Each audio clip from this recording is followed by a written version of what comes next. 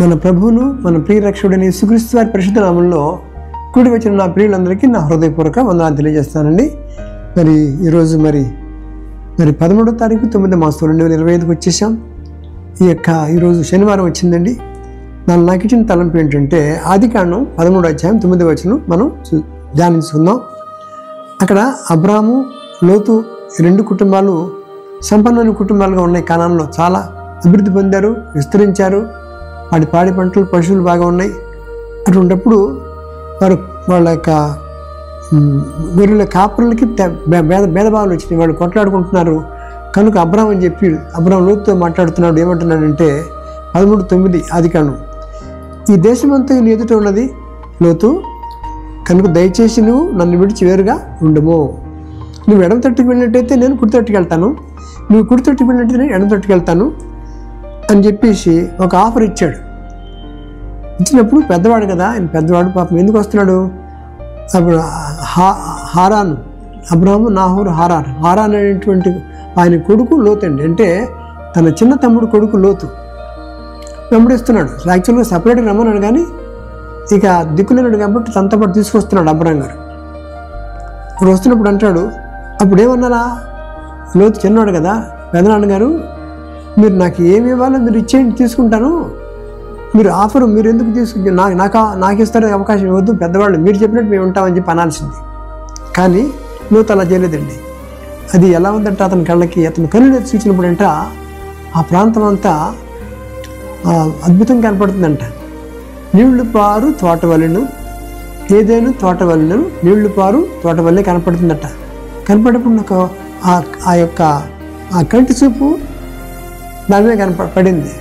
వెంటనే అన్నాడు, పెదనాన్న గారు నాకు ఆ ప్రాంతం ఇచ్చేయండి అని చెప్పి అడిగాడట. ఓకే తీసుకోమని చెప్పాను. ఏది జరిగింది ఏంటండి, అక్కడ బాగా చెడిపోయినటువంటి ప్రాంతం అది. కానీ దేవుడు నశింపజేయాలని ఆలోచిస్తున్నాడు, కానీ ఇతను రాంగ్ డెసిషన్ తీసుకున్నాడు. పిల్లలు గమనించండి, పెద్దవాళ్ళు చెప్పినప్పుడు ఏదైనా ఆఫర్ ఇచ్చినప్పుడు ఇప్పుడు దాకా ఆయన దగ్గరే బతికాడు. ఆయన ప్రార్థనలో అన్నింటిలో నేర్చుకున్నాడు. ఏం నేర్చుకుని తెలియదు, కానీ చివరికి ఏమంటున్నాడు, నేను అటు వెళ్ళిపోతాను అన్నాడు. కానీ దేవుడు అబ్రాహాము నేను ఇక్కడ ఆగిపోతాడు అంతే. దేవుడు తర్వాత మాట్లాడు. లోతు ఎప్పుడైతే వెళ్ళిపోయాడో అప్పుడు దేవుడు అబ్రాహాముతో మాట్లాడడం జరిగిందండి. అప్పుడు దేవుడు అబ్రాహాముని బ్రహ్మాండంగా చక్కగా దీవించాడు. అతను విస్తరించాడు, రక్షించబడ్డాడు, అనేక లక్షలు నడిపించాడు. చివరికి యేసుక్రీస్తు వారు ఆయనలో నుంచి రావడం జరిగింది. దేవుని నామానికి స్తోత్రం కలుగును గాక. ఏమయ్యాడు లోతు? ఏమయ్యాడు, ఆ యొక్క ప్రాంతానికి వెళ్ళి చెడిపోయిన ప్రాంతంలో ఉండి వాళ్ళకి ఆ గవిని దగ్గర అమీర్ పెద్దల్లాగా చేరి అక్కడ ఒక కార్పొరేటర్ లేకపోతే మరి ఒక స్థాయి తీసుకున్నాడు, సెటిల్మెంట్ చేస్తున్నాడు.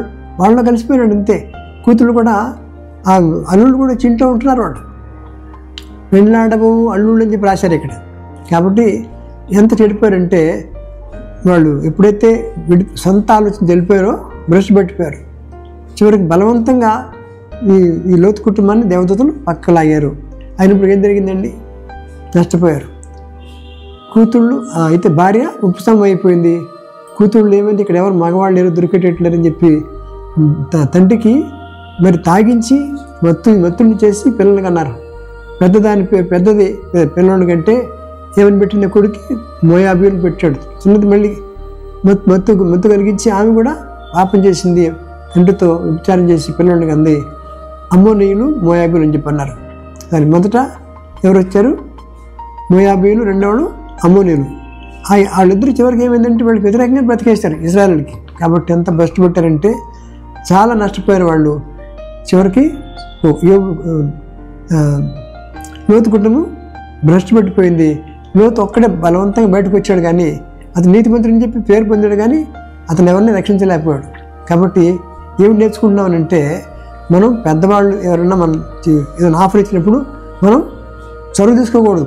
నువ్వు ఇవ్వండి ఏదో ఒకటి నాకు అని చెప్పి అడగాలి, కానీ సొంత డెసిషన్ తీసుకుని వెళ్ళిపోవడం. తన సుబుద్ధిని ఆధారం చేసుకొనక నీ పూర్ణ హృదయంతో యెహోవాయందు నమ్మికించుము, నీ ప్రవర్తన అంతరందు అని అధికారం కొట్టుకొనుము, అప్పుడు నీ త్రోవలను సరళం చేయని చెప్పి 3వ అధ్యాయం సామెతలు 5-6 వచనం మనం నేర్చుకుంటాం.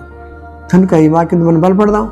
ఆ రీతిగా స్వనీతి సొంత ఆలోచించప్పుడు వెళ్తే మనం బ్రష్పెట్టిపోతామని లేకుండా సెలవు చేస్తుంది. కాబట్టి అలా ఉండకూడదని ప్రభు సెలవిస్తున్నాడు. ఆ రీతిగా మనం జ్ఞానయుక్తంగా మనం దేవుడిని అడుగుదాం. అట్టి కృప ప్రభు మనం దయచేయను గాక. Thank you very much. God bless you. చిన్న ప్రార్థన. ప్రేమ కలతండి. అబ్రాహాము లోతు మా జీవితాన్ని చూపించారు. ఇక అబ్రాహాం ఇలా లోబడడం, నీకు విధేయుడేయడం, అలా ఉంటే మాకు నేర్పించండి. చిన్నవాడంటే లోతు సొంత ఆలోచనతో పడిపోయి భ్రష్టుడు అయిపోయాడు కాబట్టి అలాంటి జీవితాలు మాకు వద్దు. నీ మీద అనుకుంటూ నీ చిత్తానుసారంగా నడవటం మాకు నేర్పించండి. ఆయన చిత్తానుసారముగా మనం ఏమి అడిగినా ఆయన మనం ఆలకిస్తాడనమాట. మీరు 1 యోహాను 5:14 ప్రకారంగా ఆయన్ని బట్టి మనకు కలిగిన ధైర్యం మీదనగా ఆయన చిత్తానుసారముగా మనం ఏమి అడిగినను ఆయన మనమని ఆలకించడం అనువే మాట నెరవేర్చి మమ్మల్ని అందరినీ దీవించి వర్ధన చేయమని యేసుక్రీస్తు వారి పరిశుద్ధ నామములో అడిగి వేడుకుంటున్నాం తండ్రి. Thank you very much. God bless you.